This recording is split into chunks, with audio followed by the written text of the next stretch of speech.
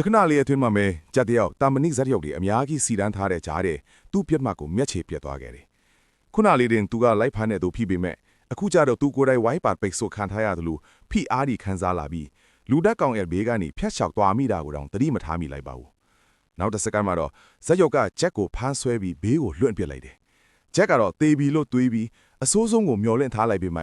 ဇက်ရုပ်ကသူ့ဘေးနားကိုခုန်ဆင်းလာပြီးငါကဘာလဲဆိုပြီးကြောင်တောင်လေးမေးနေခဲ့တယ်။ပြီးတာနဲ့ချက်ချင်းဆိုသလိုပဲဂျက်မျက်စိရှေ့ကနေပျောက်ကွယ်သွားပြန်တယ်။အဲ့ဒီအချိန်မှာအဲ့ဒီဇက်ရုပ်ဟာအမားတစ်ခုခုလွတ်မိလို့ကြောက်လန့်တကြားထွက်ပြေးတဲ့ကလေးတစ်ယောက်လိုဖြစ်နေခဲ့တယ်။ဒါပေမဲ့သူမထင်မှတ်ထားတာကရဲဒီဟာအဆောက်အဦကိုဝိုင်းထားပြီးဖြစ်နေတာပါပဲ။ဇက်ရုပ်ကဘလောက်ပဲလင်းမြန်ပါစေအနှဲငယ်ခြေချော်လက်ချော်ဖြစ်သွားတာကြောင့်အဖမ်းခံလိုက်ရတယ်။ရဲတွေကသူ့ကိုစစ်ဆေးရေးအခန်းထဲထည့်ပြီးဂျက်ကိုချက်ချင်းစစ်ဆေးခိုင်းပါတော့တယ်။ ဂျက်အန်အောသွားတာကသူ့ရှေ့ရောက်နေတဲ့ဆက်ရုပ်ဟာယူဒီလိုစိတ်ခံစားချက်တွေရှိနေတာပါပဲ။သူကလူတက်တမမဟုတ်ကြောင်ငင်းဆိုပြီးဂျက်ဆွဆွဲတဲ့အခါမှာလဲဒေါသတကြီးစပွဲကိုထွရပြပါတယ်။ဝမ်းနေတာဒေါသထွက်တာစတဲ့ဆက်ရုပ်တွေမှာမရှိတဲ့ခံစားချက်တွေကိုပြသခဲ့တယ်။သူ့နာမည်ဆန်ဒီလို့ပြောပြီးတော်နဲ့တားဖလို့ဆက်ဆံရေးရှိခဲ့ကြောင်းတော်မသေးခင်သူ့ကိုတာဝန်တစ်ခုပေးခဲ့ကြောင်းပြောပြတယ်။ဒါပေမဲ့စကားမဆုံးခင်မှာပဲကုမ္ပဏီ CEO ဝင်လာပြီးဆန်ဒီဟာချိုယွင်းနေတဲ့ဆက်ရုပ်ဖြစ်လို့ဖျက်ဆီးပြရမယ်ဆိုလေတရားရုံးအမိန့်နဲ့ခေါ်ထုတ်သွားပါတယ်။